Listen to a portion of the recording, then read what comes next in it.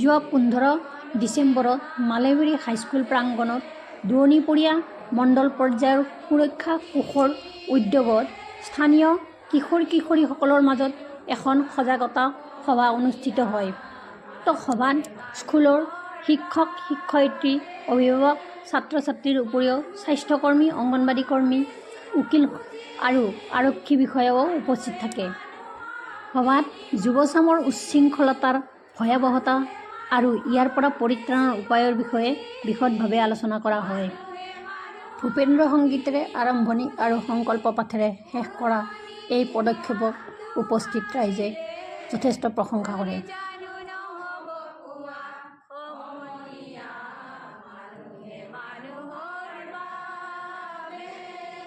গ্ৰহণ আৰু মোবাইলৰ প্ৰতি যিটো আসক্তি, এই আসক্তিয়ে ক্ৰমান্বয়ে আমাৰ সমাজখনক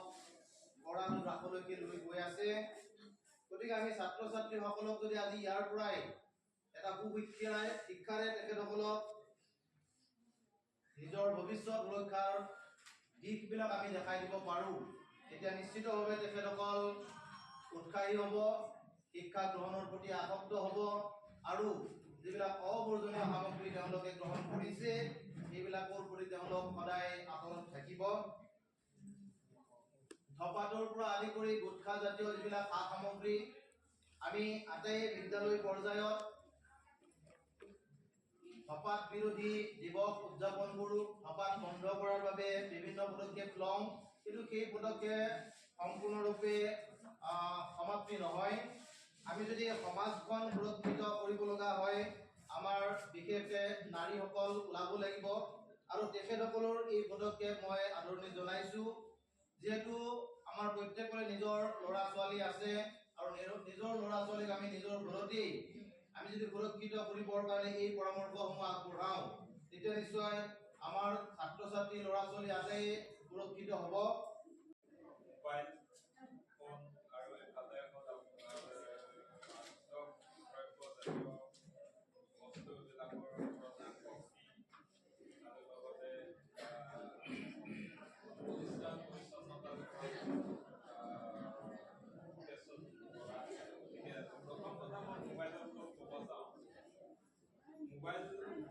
এটা বৰ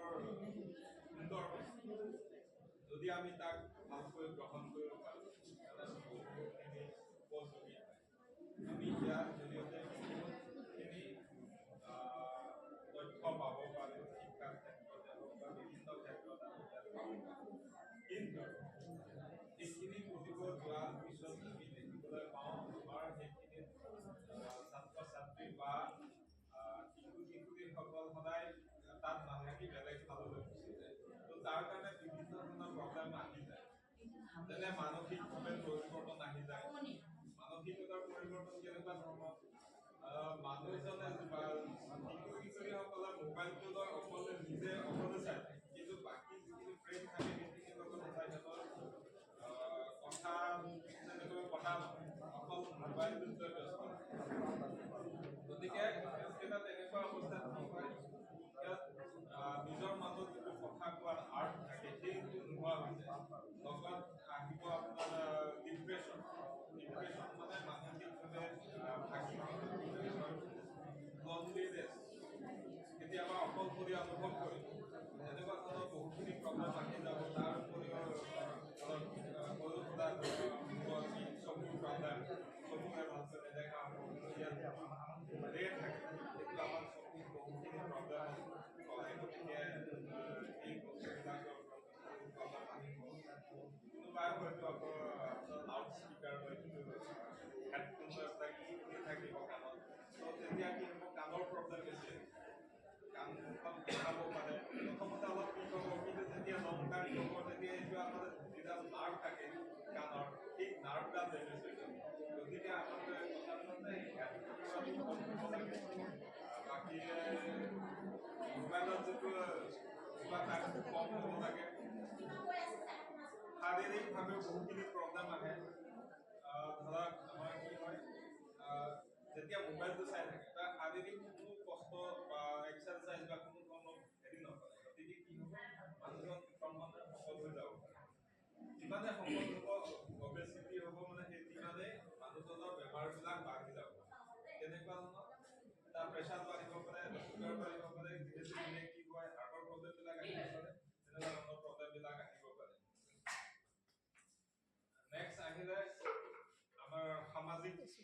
পৰিৱৰ্তন আহিব পাৰে সামাজিক মানে পৰিৱৰ্তন মানে কি প্ৰব্লেম আহিব পাৰে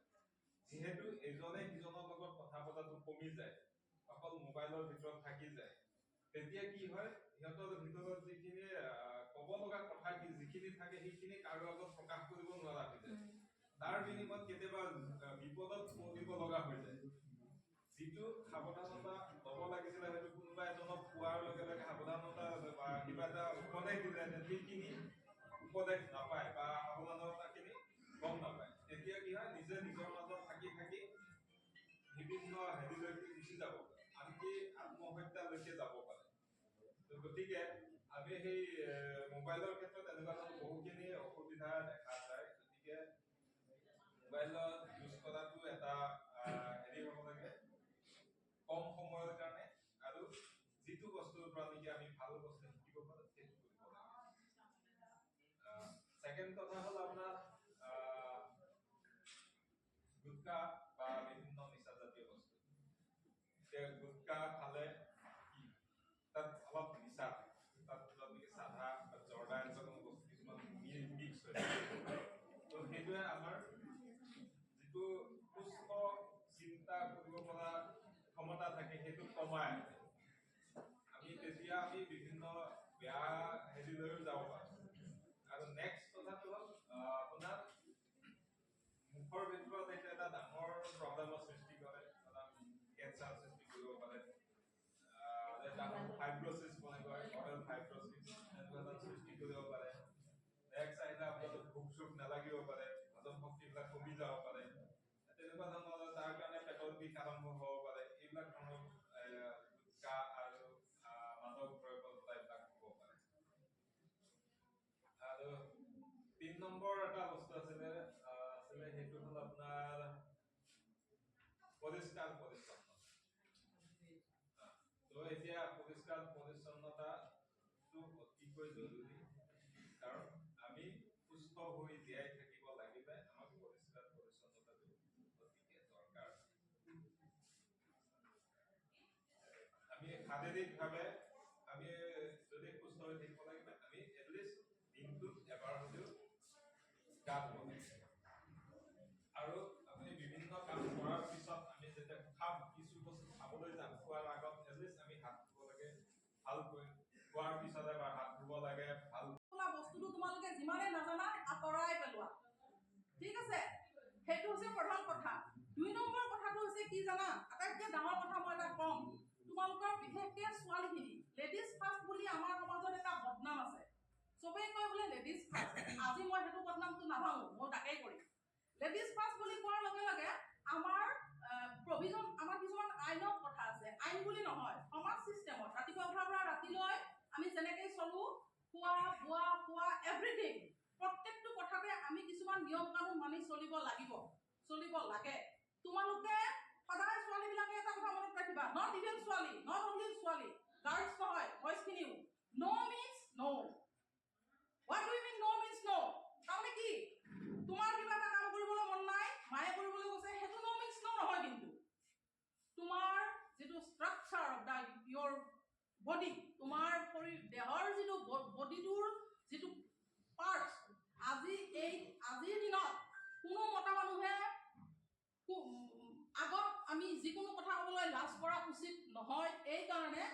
যিটো বস্তু ফেক্ট এই বস্তুটো আমি চবেই জানো আৰু বেচিকেলি এই ক্লাছ 8, 9, 10ৰ ষ্টুডেণ্টখিনিয়ে জানাটো উচিত বিশেষকৈ ছোৱালীখিনিয়ে নো মিন্স নো তোমালোকে বেড টাচ গুড টাচ তোমালোকক লেচন দিয়ে নিশ্চয় দিছে ক্লাছত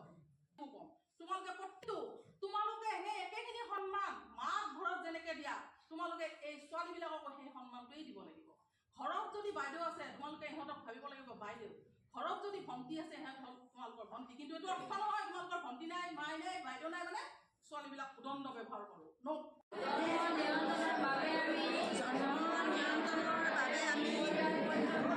পৰিয়াল পৰিকল্পনা অৱলম্বন কৰি